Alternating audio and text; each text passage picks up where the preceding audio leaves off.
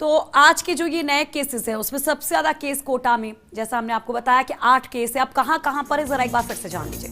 चंद्रघंटा क्षेत्र में 6 case, Indira market से 1 केस है, बोरखेड़ा महालक्ष्मीपुरम से 1 पॉजिटिव रोगी पाया गया है और कोटा में कुल संक्रमितों की संख्या 231 हो गई है।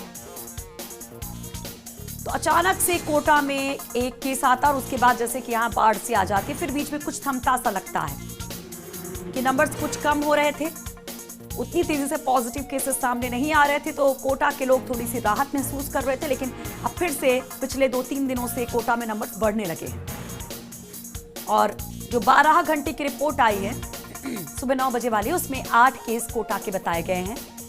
चंद्रघंटा क्षेत्र से 6 है, इंदिरा मार्केट से 1, बोरखेड़ा महालक्ष्मीपुरम से 1 पॉजिटिव रोगी पाया गया। 231 मामले टोटल यहां पर कोरोना के। और जिन जिन इलाकों में ये पॉजिटिव केसेस सामने आए हैं वहां पर अब इलाकों को सील कर दिया गया है, उनकी कॉन्टैक्ट हिस्ट्री को टटोला जा रहा है, देखा जा रहा है, लोगों को क्वारंटाइन किया जा रहा है, जो एक नॉर्मल प्रक्रिया होती है।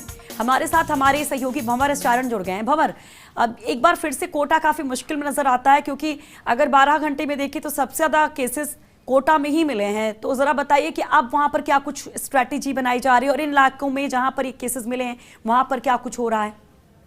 देखिए सुषमा, चिंता की बात है कि 8 नए मामले तो खैर सामने आए ही हैं, लेकिन इसके साथ ही एक नए इलाके 12 रोड के बोरखेड़ा के महालक्ष्मीपुरम एंक्लेव तक ये वायरस पहुंच गया है। ये नया इलाका है जहां तक इस वायरस ने पहुंच बनाई है और अब यहाँ भी कर्फ्यू लगाने की तैयारी है। कुछ दिनों पहले तक कोटा शहर में कुल मिलाकर के 20 से 22 हॉटस्पॉट थे और ये उम्मीद जताई जा रही थी करीब 1 दर्जन हॉटस्पॉट ऐसे हैं जहां पिछले कुछ दिनों से नए केसेस नहीं आ रहे हैं। तो ये स्थान शायद अब रेड जोन से ऑरेंज जोन में और उसके बाद ग्रीन जोन की तरफ बढ़ेंगे। लेकिन एक और नया मोर्चा खुल गया, एक और नया हॉटस्पॉट बन गया है। तो कुल मिलाकर के कोटा में कर्फ्यू के जो इलाके हैं वो बढ़ते जा रहे हैं। परसों एक ऐसा दिन देखने को मिला था सुषमा जब पूरे दिन में एक भी पॉजिटिव केस नहीं मिला था, लेकिन कल फिर से मामले आ गए और आज जो सुबह का खाता है वो 8 नए मामलों के साथ खुला है।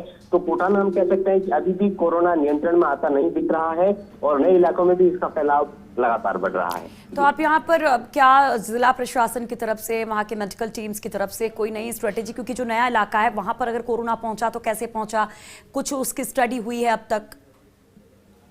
देखिए, कल परसों ही यूपी मंत्री शांति धारीवाल कोटा आए थे। उन्होंने अधिकारियों के साथ बैठकर बारीकी से इन पूरे हालातों का रिव्यू किया है। अब रणनीति इस तरह की बनाई गई सुषमा की जो हॉटस्पॉट इलाके हैं जिनमें मोटे तौर पर कोटे का इलाका है, मकबरे का इलाका है, वहां पर पूरे इलाके को सबसे पहले जो भी हॉटस्पॉट एरिया है उसको सैनिटाइज करवाया जाएगा, सड़कों तक की धुलाई करवाई जाएगी और वहां पर एग्रेसिव सैंपलिंग होगी।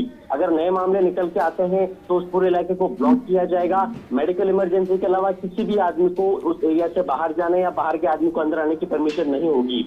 लेकिन अगर सैंपलिंग कंटिन्यू नेगेटिव आती है तो पूरे उस इलाके को खोला जाएगा। तो एग्रेसिव सैंपलिंग एक ऐसी रणनीति है जिस पर काम किया जा रहा है। लेकिन कोटा में जितनी भी रणनीतियां अभी तक सुषमा बनी है, कारगर रणनीति होती नजर नहीं आ रही है, क्योंकि जब से कोरोना की कोटा में एंट्री हुई है तब से लेकर आज तक बहुत कम इलाके हैं जो कोरोना फ्री हो पाए हैं, बल्कि कोरोना की पहुंच जो है वो शहर के नए इलाकों तक लगातार होती है। चलिए, शुक्रिया भंवर तमाम जानकारी के लिए।